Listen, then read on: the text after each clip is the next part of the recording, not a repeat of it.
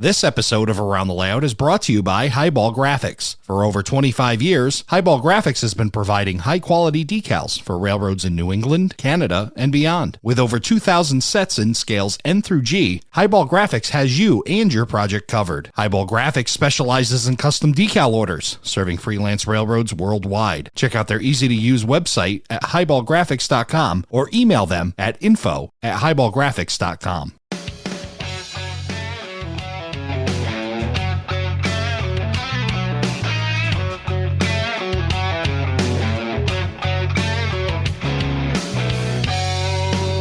Hello, everybody, and welcome to Around the Layout, where model railroaders come to tell their story. My name is Ray Arnott. So glad you could join us. It is that time again to find out what's happening in model railroading. And joining me to do that, the editor of Model Railroad News, Tony Cook. Tony, welcome to the show. Hey, Ray, how are you doing today? I'm doing fantastic. It's a nice, cool, comfortable Saturday morning to do a record of a podcast. So, it is. Well, nice. As we're recording here in mid-August, I'm visiting down in my place in Katy, Texas, just outside of Houston. And I think I checked the weather before we started, and it's almost 90 already, going for a high of 105 today. Oh, boy.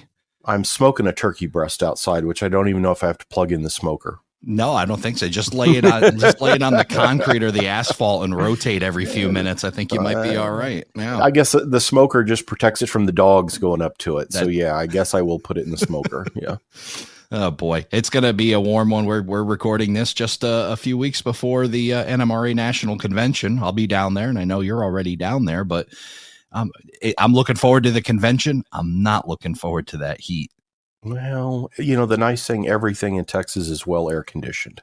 That's true. So you'll be inside most of the time, as will I. So yeah, park close and move in quickly. Yeah. So yes. Yeah. The rail fan trips are going to be a little tricky too, but I guess we'll have to just watch from the car and keep that AC crank. So, but hey, we'll talk more about the NMRA National Convention in a little bit. But you've brought a guest along. Why don't you tell us about it?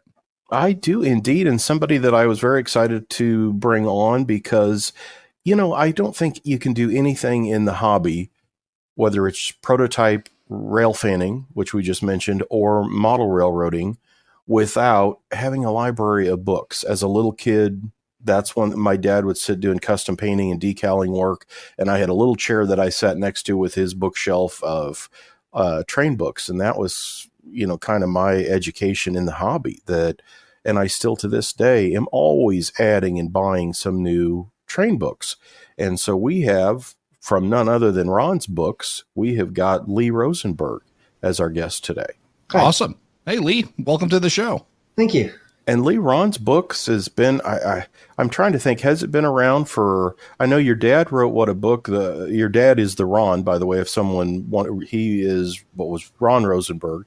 Yep. And that his Norfolk and Western steam book, folks probably might have that on the shelf, but give us a little background on both the business and your family, because you kind of grew up like I did in railroading.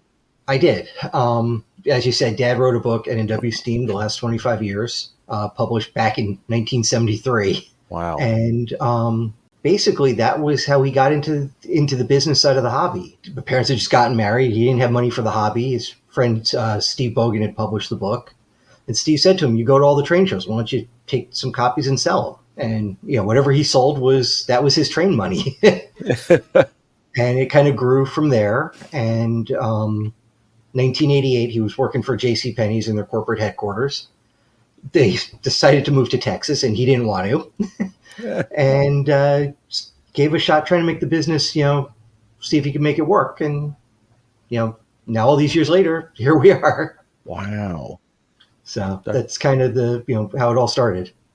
Yeah, what did you start one book at a time kind of thing. Yeah. And for the hobby, Ray, how often do we hear that it's like, I want to do stuff, but hey, maybe if I do this or help somebody else out, it'll help my hobby too. So that there's a common thread you hear a lot. Absolutely.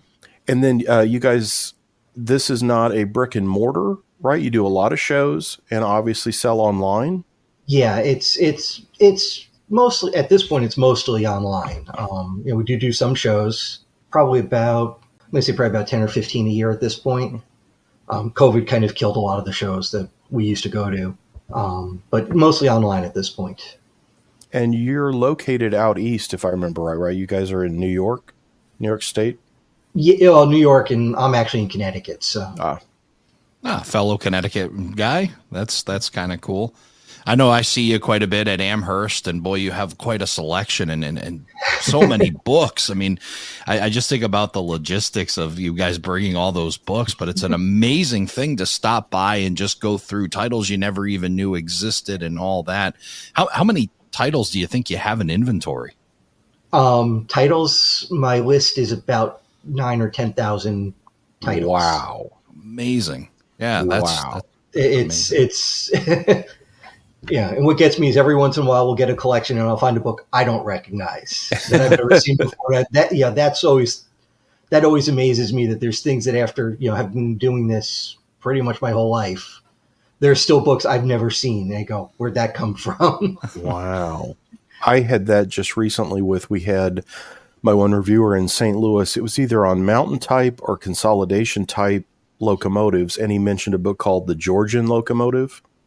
Yep. And I wasn't familiar with that. And I went to y'all's website. And of course, yes, you had used copies. There was one for like $10. I'm like, oh, there we go. Okay. Yes, I can get a copy of that.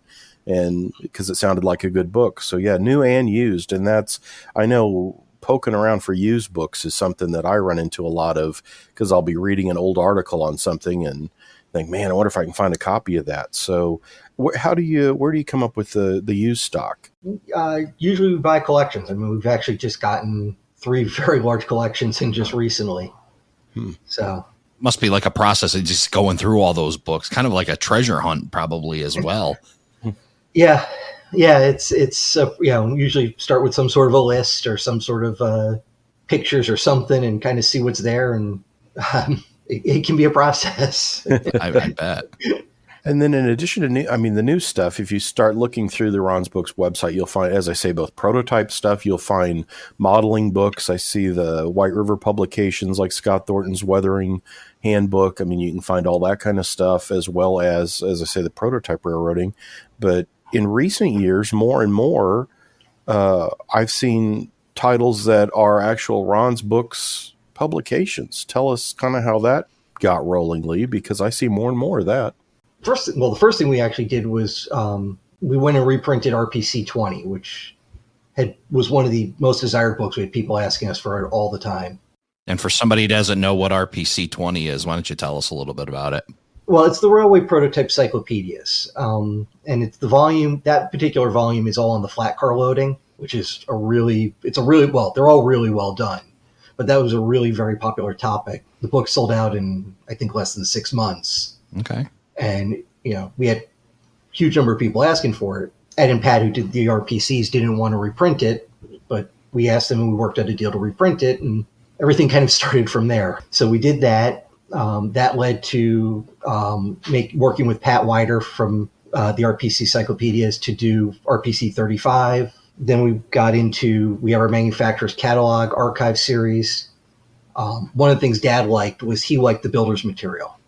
So the Baldwin catalogs, Lima catalogs, Alco, Bucyrus cranes. I mean, you name it, he had file boxes and file boxes of this stuff. And, trying to figure out what to do with all of it. I mean, some of it was, I looked at it, I go, this is really neat stuff. If you're modeling, if you like this, And so we started off with a couple of those, see how it went. And, again, seems to be a response. So we kept that series going.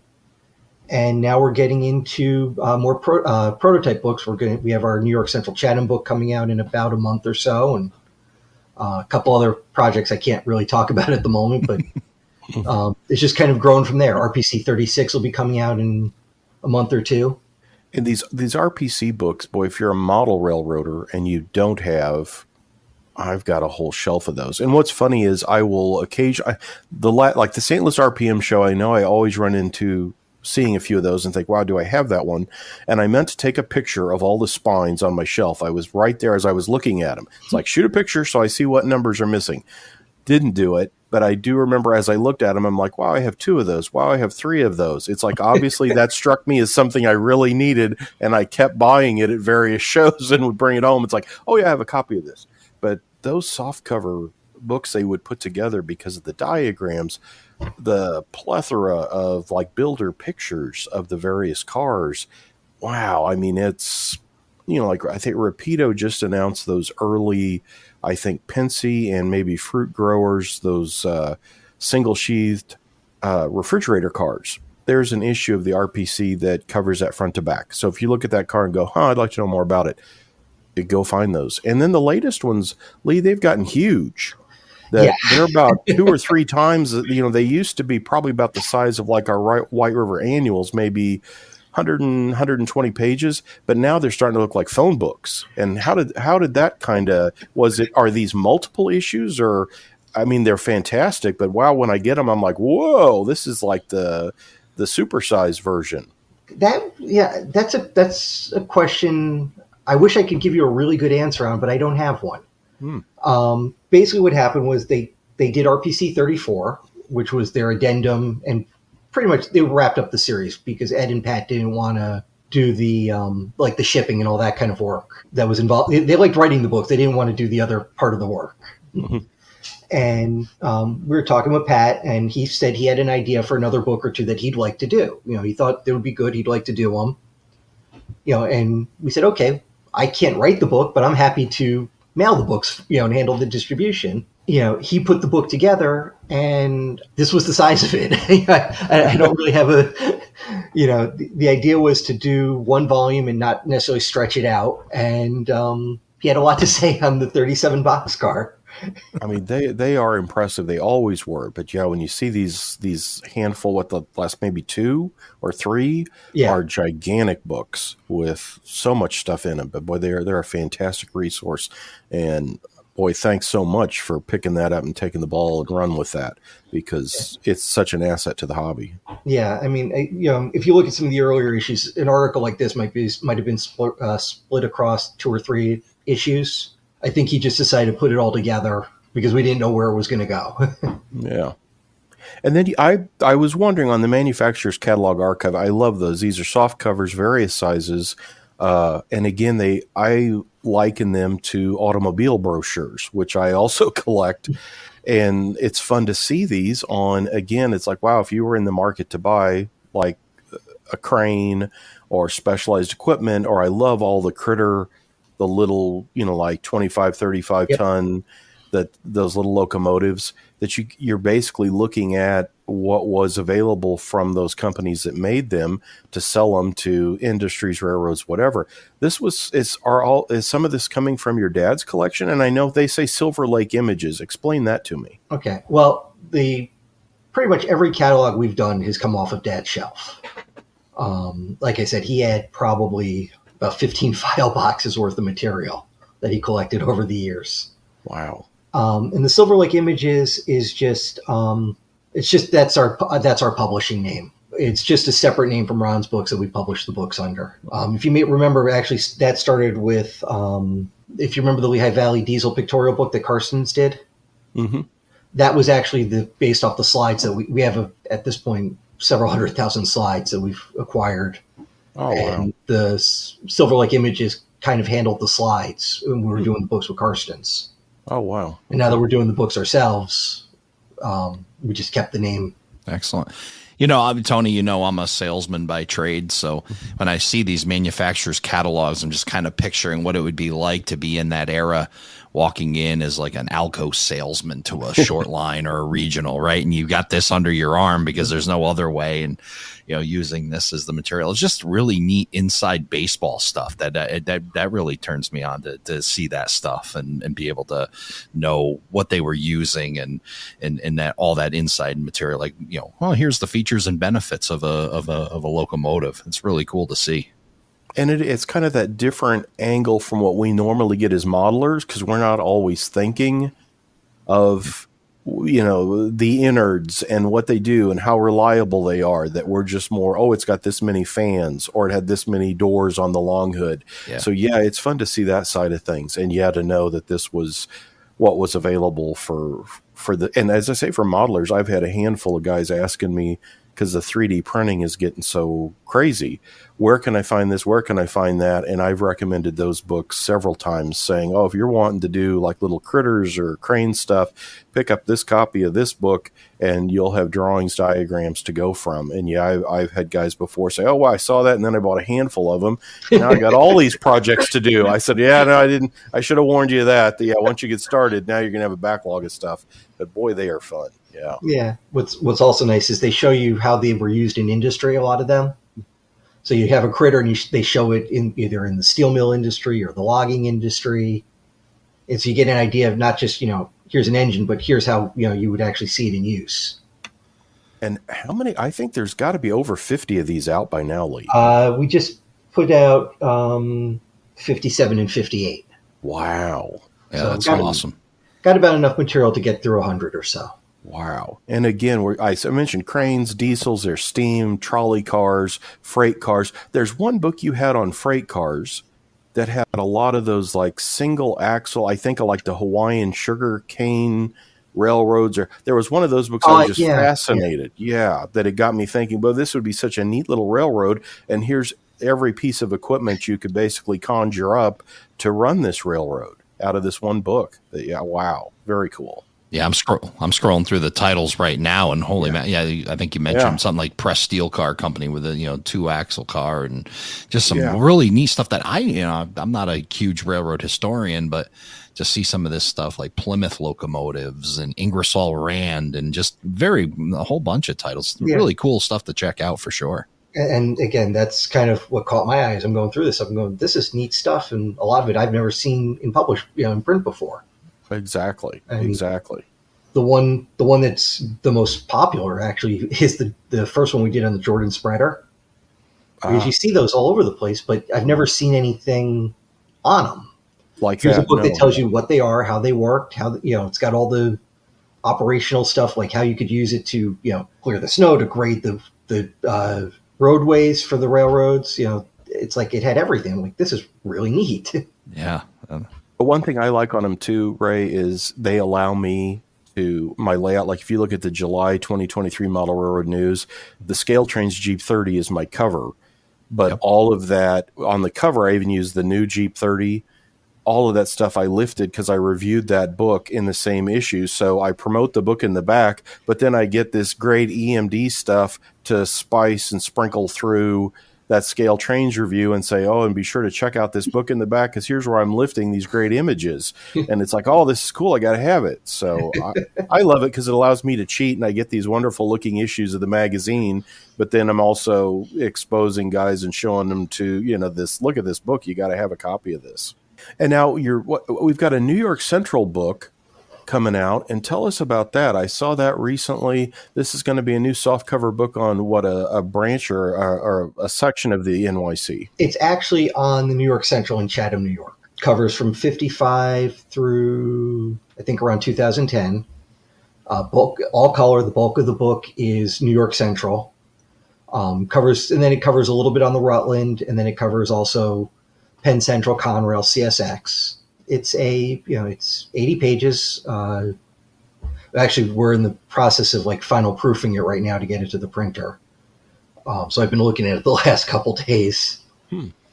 But lots of color photography. Most of it in Chatham itself or in the immediate surrounding area. Pretty much is all diesel and. Don't know what else to tell you. Basically starts with the basic history of Chatham and the area, and then goes into the pictorial.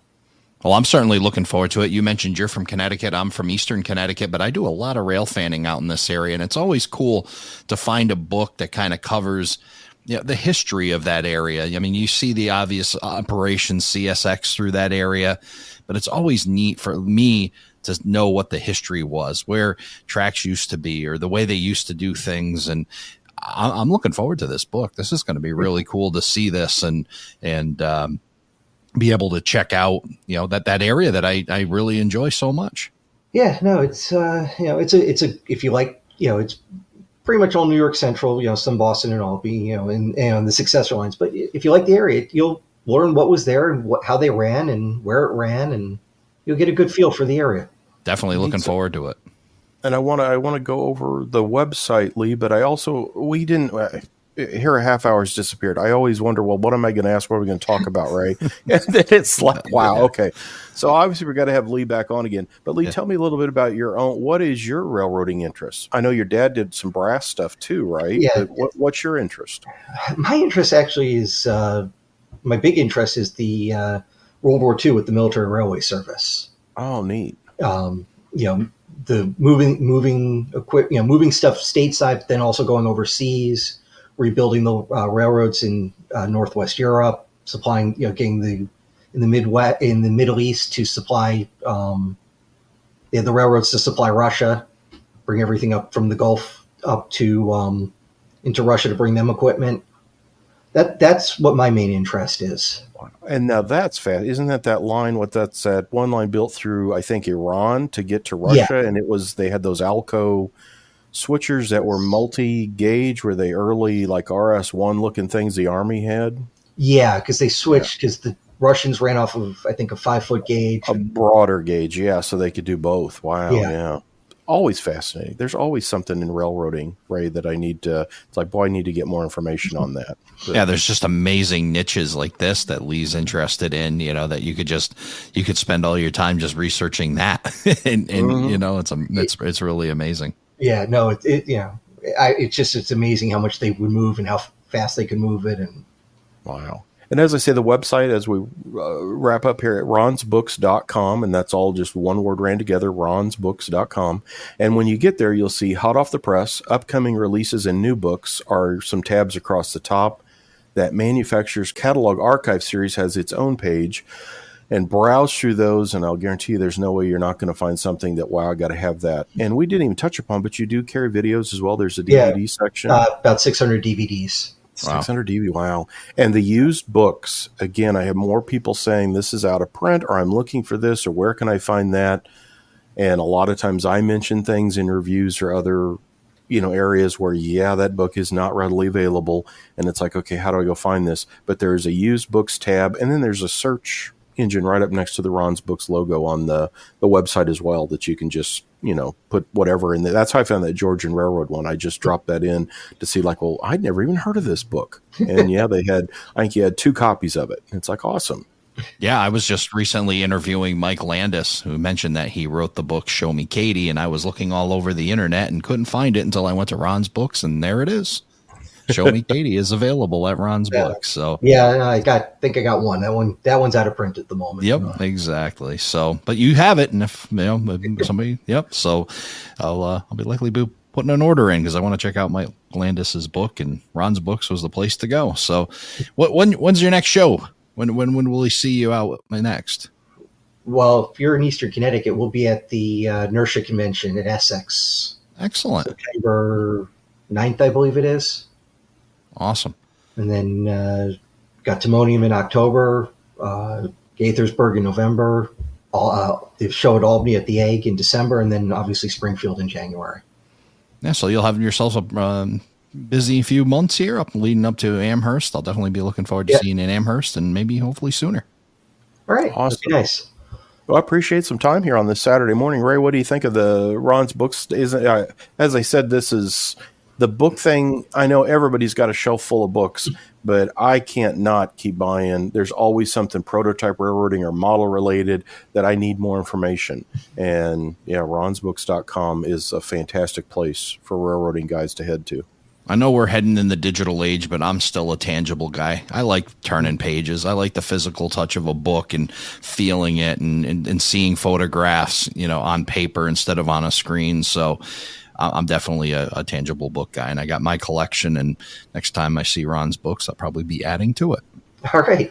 Thanks a lot, Lee. Lee Rosenberg was our guest here from Ron's Books. That's ronsbooks.com, and check him out. Look for them at train shows. Again, used books, new books, and stuff they're doing themselves. I'm looking forward to both that New York Central book and then the next Railway Prototype Cyclopedia. Awesome stuff. Thanks so much for your time today, Lee. Thanks for having me on the show.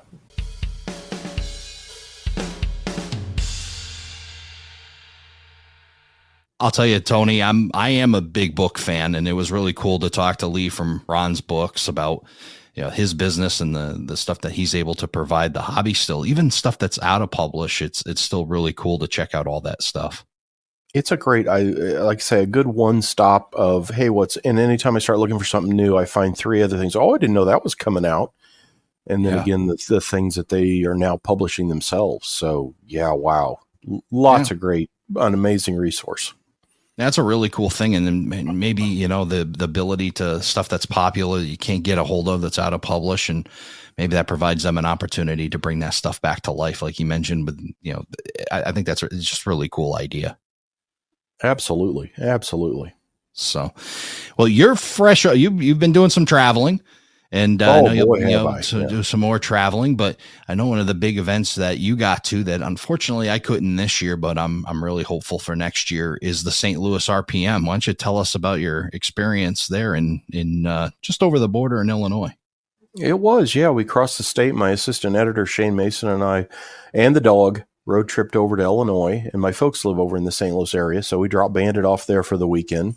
And then we were down, it's in Collinsville, Illinois, there on the east side. That podcast that you did with Lonnie Bathurst and Scott Thornton is just amazing. If listeners haven't heard that yet and want to know more on the St. Louis RPM, check that out. That's a really good background on how the RPM got rolling, how it is considered the RPM.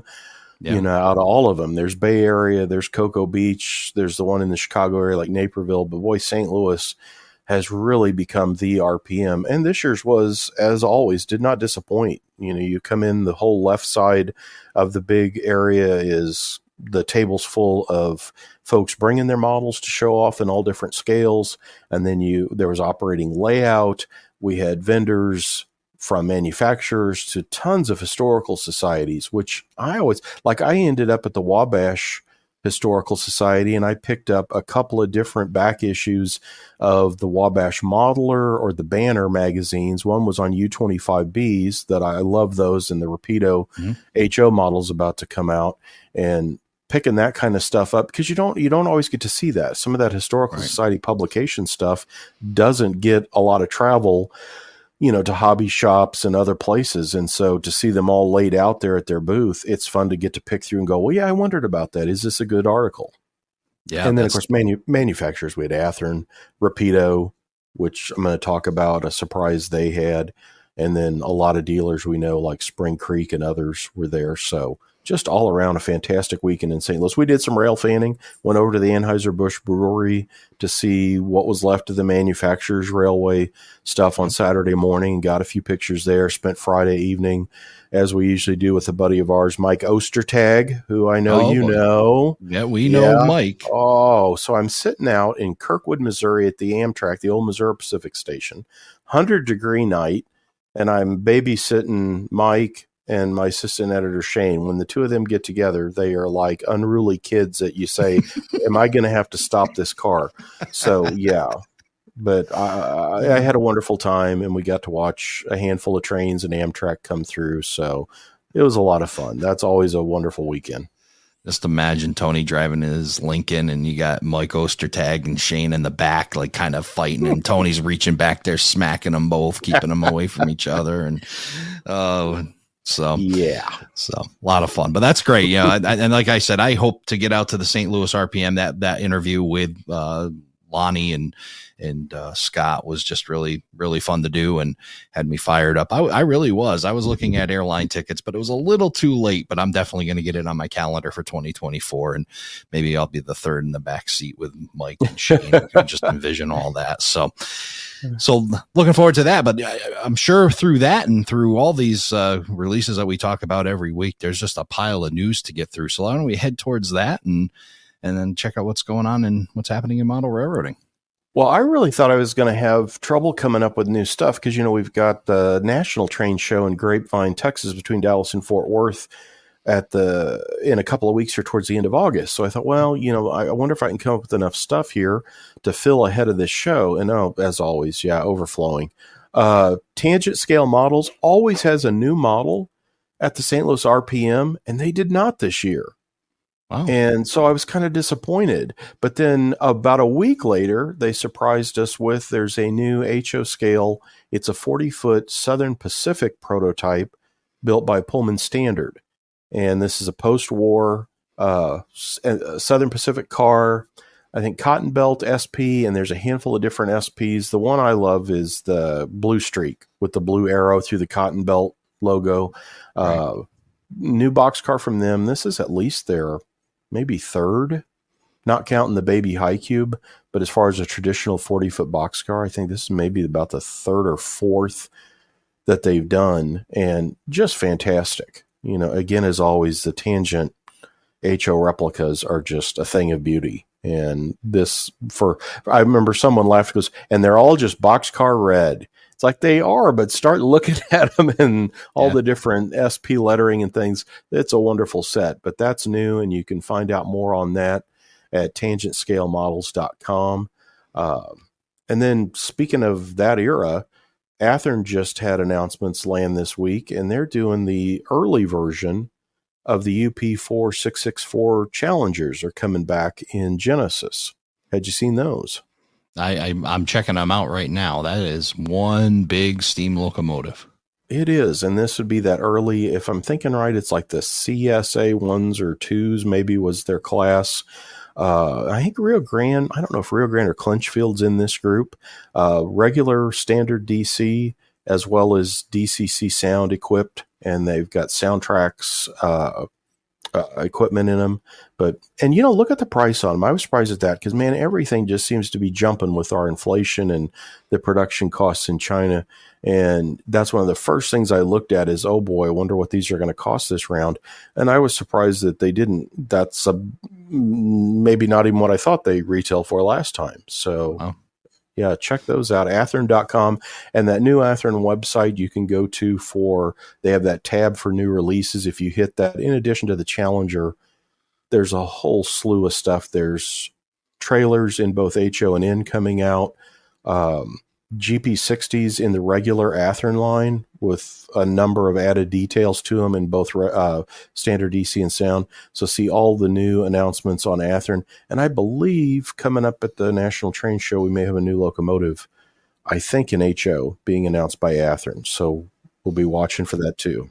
We're going to have to pop over and see our good friend Jim Wiggin, who we talked about that website on a past podcast. And then, oh, that's right. Yeah. And then he's been a well-traveled guy too. He's been making his way around. So it'll definitely be good to see him down in Texas. And then maybe he'll tell us about some of the tales of his travel around lately.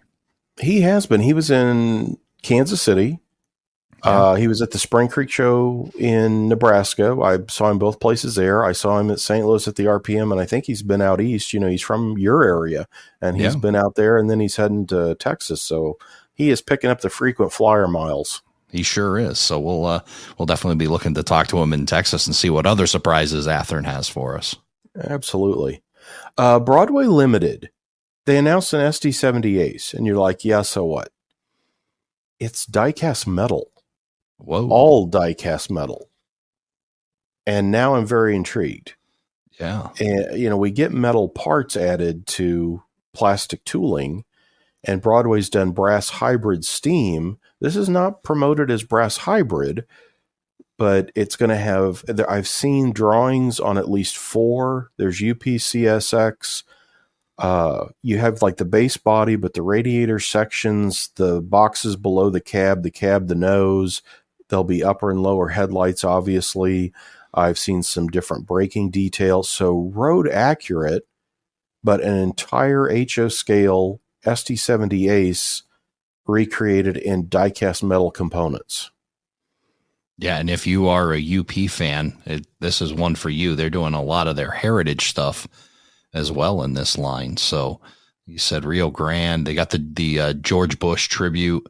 The 4141, yeah. Yep, 4141. They got the Chicago Northwestern. They've got the military tribute. They've got the Reading line. Yeah, they've got a lot of stuff here. I mean, then CSX and NS has also worked in here, and some CN offerings, and BNSF as well. So, yeah, really, really great offering. And a couple of them painted, which is really cool to do. So if you want to make your own scheme, There you go. There's the Let's canvas. see that. Yeah. And I'm intrigued. I have questions into Broadway on this. I've got some base information coming in October's Model Railroad News. I don't know how quickly they'll show us samples. Broadway generally starts getting early tooling samples that they share. But, when you take die-cast metal for a locomotive, I've asked a few other folks, what do you envision? When I say that, what do you picture? And they're like, well, I don't, if it's not brass, I don't know what it would be. And it's like, exactly. I don't, like we've had, in Europe, that's more common. If you look at Marklin and some of those folks, metal reproductions is pretty typical. So you kind of have a picture what that would be. The most recent like diesel thing I can think of done in metal outside of brass for North America would have been the Model Power metal trains line where they did that F unit. But again, it was pretty basic. This is going to be a high-end piece. And I'm very intrigued to see what and how much more kind of things they may do or follow up with. But yeah, certainly something to look for. And Broadway-Limited.com, you can go check that out. It'll come out in Paragon 4 with their electronics for DCC sound. And then also there'll be a stealth version of that will have like cube speakers in it and pre-wired so you can drop in either a silent or sound decoder and be in business. But I'm sure we'll hear more on that soon. Yeah, awesome authoring. The folks at Walthers keep rolling. As I say, I think when I think of Walthers anymore, obviously the name passenger trains are huge. But we talked recently, I think they had announced what kind of looked like a Dollar General, and there was the like little lumber yard type thing. There's two other Cornerstone HO kits that were announced recently. One is a vintage grocery store, and then the other is an auto parts store. So it looks a little bit like AutoZone or O'Reilly. It has that kind of look. The little grocery store, I think, is really awesome, and you can find that at Walthers.com and just search vintage grocery store, and that's coming in the near future. But boy, take a look at that, because I think it would fit right in anything from mid 20th century to now. It looks a lot like the grocery store up in my hometown of Plattsburgh, Missouri. That's where I buy groceries, is a little place like that when I'm up there. So awesome kit. I love all the stuff Walthers Cornerstone is always bringing out, because it literally one kit can give you a whole new industry or be the focal point of like a town setting. Yeah, I certainly like it in its standard format, especially since the name is Ray's Grocery Mart. I didn't see that. Yeah, so that's a good choice. But I can also see this. This is, like you said, like the independent grocer in each little small town. But I could see this being kit bashed into a whole bunch of different things. Maybe a small manufacturer with a showroom and a warehouse. I mean, you could just do a whole bunch of different things with this set. Gives you a lot of really cool options. That full glass kind of display in the front, the windows, and I think you could do a lot of really neat things with this kit. So it could definitely serve you well, especially if you, like you said, kit bashed it or even did it as a backdrop building of sorts. It would really be cool kind of thing. So definitely check that out. The other thing from Walthers I wanted to point out, it's coming in Code 83 and Code 100, both with nickel silver rail. Did you see this expandable track section? Yeah, I was seeing this, and I think this is a pretty neat idea. Why don't you tell us about it? Because you probably have a little more info than I do, but I was thinking this is a really neat idea. I'm curious to see how well it works, and it'll be out soon, and you can go to Walthers.com and search that expandable track, and you can see it. I think when it's not, you can make it in so it's shorter, you can pull it out so it's longer. It's basically a 9-inch straight section track piece, so it would fit into the typical section track layout. So 9-inch straight section of track with the plastic ties and everything, but you'll notice there's like a little tab section between the rails in the center, and then the rails are different on both sides of that, again, so you can make it a little bit shorter, a little bit longer, and the idea is it would work for like connecting modules and such, because you always see that at train shows where they have the little dinky piece of track as they butt the two sections together and trying to make that work. So it looks like it gives an option for that. Plus, I assume, as I mentioned when I was writing up the news on it, any of those troublesome spots where it's like, I planned this all out and that piece of track is like a quarter of an inch too short to connect. Yeah. And I don't want to have to cut and slice a piece of flex track to drop into and this would give you a little bit of fudge room either way, making it a little shorter, a little longer than 9 inches. I think it retails for about $15, but a real lifesaver for those kind of things. And again, connecting dioramas, that's a nice handy, like, oh, we had this all cut perfect, but now why is it they're not meeting up like they were supposed to? And that's coming out, I think, in the next few months from Walthers. But I don't know if anybody's done anything like that. Have you remember seeing those from anybody else that makes track? Nothing that I've seen, but I definitely could, see that, like you said, in the module environment or even lift outs and, where you got a lift out bridge and you want to, have a better connection where it slides over and you're able to retract the track back a little bit. I think that's going to be a really cool thing. And I'm sure a lot of module guys and those that are doing lift outs are going to appreciate a new invention from Walthers.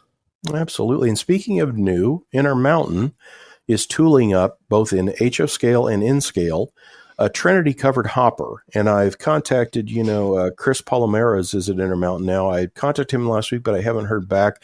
I think it's a 4750. It's based on Trinity picked up the Pullman Standard kind of plans and designs after Pullman Standard went out of business in the early 80s. And this is that typical 3-bay rib side covered hopper that we all know well, but the slightly newer, because there were some tweaks done to it, Trinity version, which, a lot of times they're painted, but it's like a stand-in, like, well, that's, the Athearn blue box tooling for whatever, but it's painted for something that would actually be much newer. So this will be a nice official version of that kind of newer Trinity design. And this is a new announcement from Intermountain again for both HO and N. And you can check out the road names that are coming for it. It'll be in, again, the same group with multiple road numbers in both scales. That's a pretty big, you said big offering, six numbers. That's a pretty big offering. Make you a nice string of long grain cars on your layout for sure. Absolutely. They have that other Trinity, the Centerflow Trinity car is in the works too, that 5161. And I saw samples of that at the Spring Creek show in Nebraska. So a couple of Trinity things to have on your radar of kind of newer prototypes from Intermountain. And speaking of new, while walking the train or the RPM in St. Louis, there was a GP40 sitting at Rapido's booth.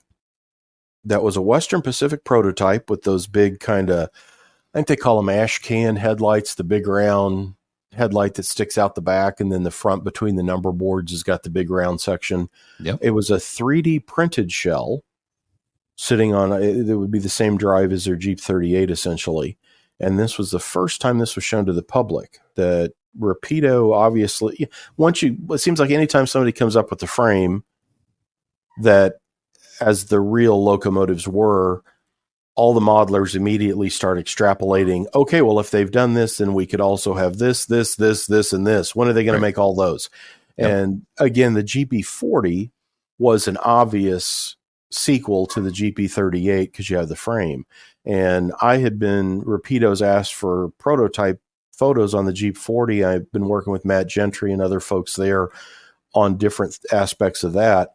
But it was fun to finally get to see that. I knew it was in the works. I'd heard they were going to have a Western Pacific prototype to show in Dallas or the Grapevine National Show, but we got a sneak preview of that in St. Louis, and I'm hoping that we'll have more info at the National Train Show. But this will be an all-new, road-accurate, again, just seeing the Western Pacific there's all those details you can buy and carve up a model to add those Western Pacific lights, but it was fun to get to see that. I've got pictures I've posted on Facebook page for Model Train Resource that you can see both ends of that 3D printed shell, and we're hoping for more in a few weeks on it. And then the GP38s was the already announced group, and there's a new special run of those coming, and it's going to be, I think, a Hobby Time exclusive, and I'm trying to remember the road name again. That's Aberdeen, Carolina, and Western. Yeah. So there's a handful. Rapido's working with, there's some 44 tonners that'll be exclusives. These Jeep 38s, you can find some information on those. Rapido just announced that this week will be exclusives. they're always doing those kind of things with different places, and that's always fun, both for collectors and folks looking for a road name like that you wouldn't think would get made, that maybe it has, and that's the way to find it. So you can check out Rapido. That's in their announcement of stuff they put out this week, and that's a Hobby Time exclusive that they'll be producing. The other thing from Rapido, they announced a long time ago that FM H1644, and it seems to have kind of hit a slow spot, and not much was happening. And I remember asking Jason Schron about that, like, is it, the sales pre-orders not there? It seems like a neat piece. There's an Atlas and a Bachmann Spectrum version of this, but you're kind of going to go even more into different phases and such. What's happening with it? He said, well, surprisingly, the more they got into that project, they kept finding that a lot of the plans and drawings didn't match the real deal. And so it literally had to go through a whole redesign to get certain aspects of it accurate. And it is kind of back on track now. So that was the other thing announced this week. They showed a really pretty, that maroon and gray Canadian Pacific. It was like a CAD or an early drawing of that decorated. So that Fairbanks Morse H1644 project seems to kind of be moving again at Rapido Trains. So you can go to rapidotrains.com and find out a little bit more on it.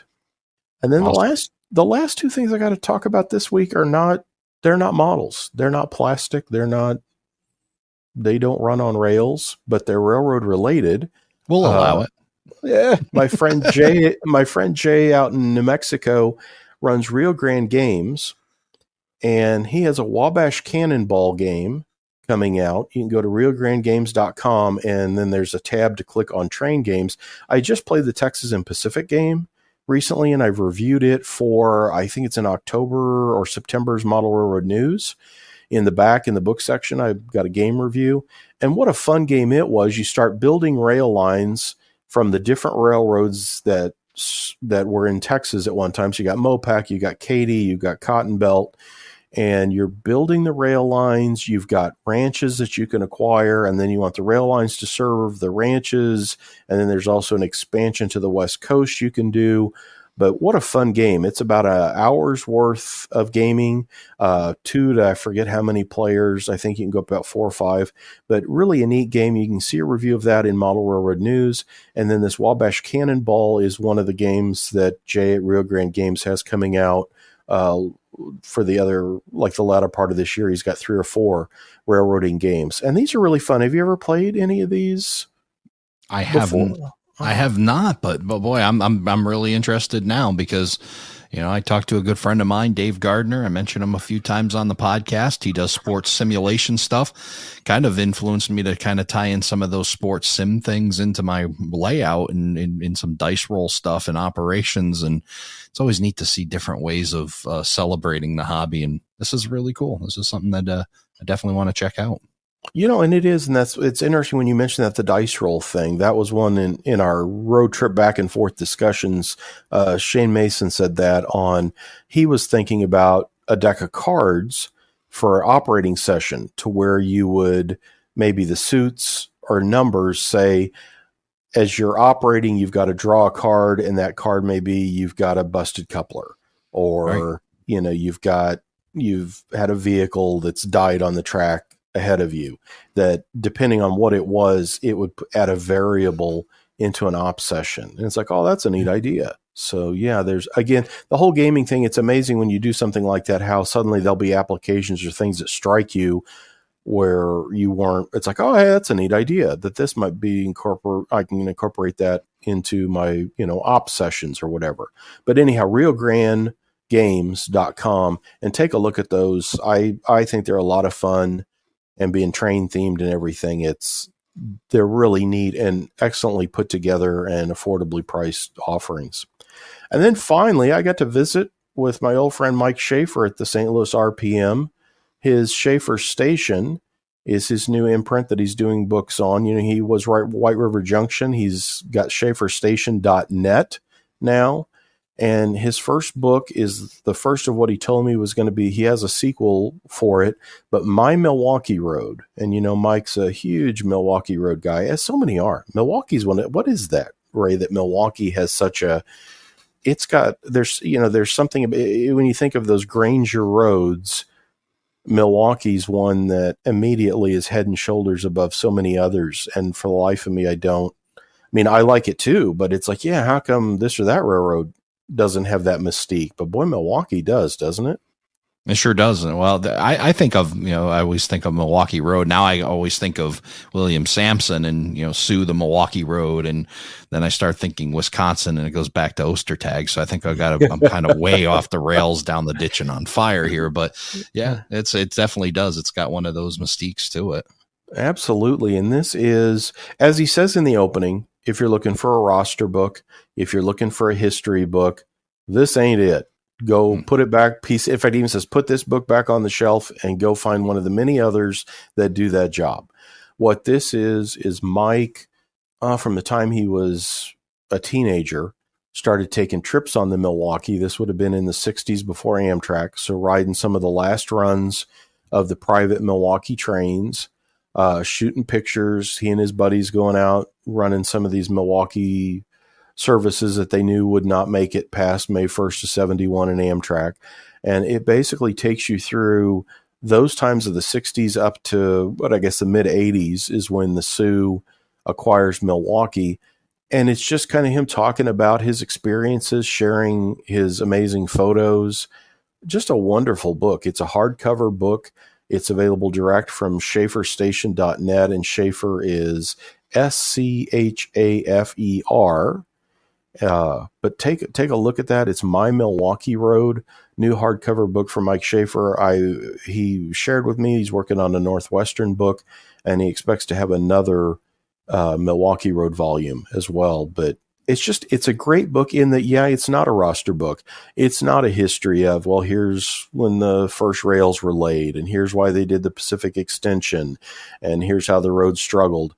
That it is just basically a rail fan talking about a road that he loved and the experiences he had doing it. And it's a really fun piece. His quote caps it up very well. I wish I could have taken all my readers with me to rail fan the Milwaukee Road, but my Volkswagen Beetle wasn't big enough. My new book is the next best thing. Like shit. Yes. Yeah. So there it is. That's exactly what you're going to slide right into that Volkswagen Beetle with Mike Schafer, and he's going to take you on a ride to show you his Milwaukee Road. There's some story he tells about that. I think he was out with Jim Boyd and a couple other guys are in that Beetle, and it broke down a handful of times, like out in Idaho, whatever, and they'd have to get it worked on. And there's some other story about they all got milkshakes one time, and then, like a deer ran out in front of them or something, and they hit the brakes. So they suddenly had chocolate milkshake all over the inside of this that VW bug. It's a shame that didn't get preserved. It should be in a railroad museum somewhere. It should. The ultimate rail fanning buggy. That's for sure. Absolutely. So that's kind of that. There you go. From metal SD70s, new plastic Jeep 40, that Wabash game, the Milwaukee book. I didn't think I'd have much new stuff to talk about. And then we're going to have the national convention, and I'm sure we're going to have next month just another pile of great announcements coming out of that. Absolutely. Looking forward to it. Yeah, that's the National Train Show coming up, Grapevine, Texas. And you're going to be there for what you talked about. You'll be there. You've got something August 20th. Yeah, good lead into that. So I will be flying in on August 19th, and then on August 20th at 6 p.m. at Harvest Hall. It's located about 2.5 miles south of the Gaylord Texan, which is where the NMRA National Convention is being held. We're going to do just a pre-show convention gathering, just hang out and have a beer. And I believe there's some really good food there. And it was highly recommended by Greg McComas from MacRail. So that's why we chose it. It was just a great way, a casual, no formal, no nothing, just show up, have a beer with us, hang out, get to know, kind of handshake and talk trains, talk about your plans for the week, those kinds of things. So it'll be a really laid back gathering there. I'm hoping folks will be able to attend that. Don't need to sign up anywhere. Don't need to pre-register. Don't need to nothing. Just show up at the Harvest Hall, 6:00 p.m. And then you can of your choosing. Like I said, a couple bars there, a bunch of restaurants, and some really good offerings there. Like I said, good camaraderie, and kind of get pumped up and ready for a great week of events or layout ops, the whole 9 yards. So it's going to be a lot of fun there. So you'll get to be there the whole week. And then I think right now I'm looking at Friday afternoon to come up the actual train show for folks wondering, because you got the NMRA events that will run Monday the 21st through, basically it goes through the whole weekend, but the actual national train show is kind of quasi separate from the NMRA show. It's Friday the 25th through Sunday the 27th. And I think Friday afternoon is what I was going to go Saturday, but I think right now I'm looking at trying to get up there on Friday. But really eager to, that's always such a huge event. I know we've got scale trains, Athearn, Rapido, probably a lot more folks that I know of some surprises we'll have announcements for. Yeah, for sure. There's going to be quite a few there. And then I'm just looking forward to it. I'm going to have a great time. Mark Herrick, Don Iris, myself, and then, meeting all the folks that are down there in Texas that have been on the show. I'm just really pumped up and looking forward to all of that. So hopefully if you don't make the pre-show gathering, well, look for us around. We'll be going in and out of the convention, plus layout tours, and then we'll definitely be walking the national train show. Awesome. And before we take off, the latest model railroad news, and you can find out more at modelrailroadnews.com. All the White River publications at shop.whiteriverproductions.com. But have you seen in the latest model railroad news, there's some guy that reviewed, was it Aurora Miniatures boxcars? Did you see that review? Some guy with the same first and last name as me. Is there an imposter, or did I figure out how to write an article? Well, that's very awesome. Yeah. Well, I appreciate the opportunity to do it. It was, my love of 50-foot high cubes kind of led me down this path, and then it was really fun to go through the process of reviewing a car, learning for the things to look for. And, other reviewers, including yourself, were great guides of, what were some of the things to point out and talk about. And, to the folks at Aurora Miniatures, you've done an awesome job with this 6276 Gunderson. And boy, I'm looking forward to more releases from you on in the future, because you're doing a really great job here. I love those big box cars like that. Yeah, you mentioned those high cubes. And that's a fun car. I think we have another in that same issue, Bruce, and I'm trying to think of his last name now, that he works with Spring Creek Model Trains, reviewed the Atlas, similar car like that. And those are such awesome contemporary freight cars. But awesome. I really appreciate you doing that. It was a fun review. Yeah, it was fun to do, and looking forward to the next one. Really fun to do. Really fun to kind of explore different ways of doing media, like and see what the life of Tony Cook is every day. I got a few hour introduction to the life of Tony Cook. There you go. Well, awesome, Ray. We'll see you in a couple of weeks in the Dallas-Fort Worth area for the National Train Show then. Yeah, looking forward to that. Looking forward to spending some time with you, and we're gonna have to find some good barbecue down there. Absolutely. Oh, that's easy to do in Texas. Thank you for joining us for this episode of Around the Layout. Learn more about today's show on our Facebook page, facebook.com/Around the Layout. Show your support by becoming an operating crew member at patreon.com/Around the Layout podcast. Past episodes and more can be found on our website, aroundthelayout.com. And send us your feedback, aroundthelayout@gmail.com. Thanks for hanging out with us around the layout.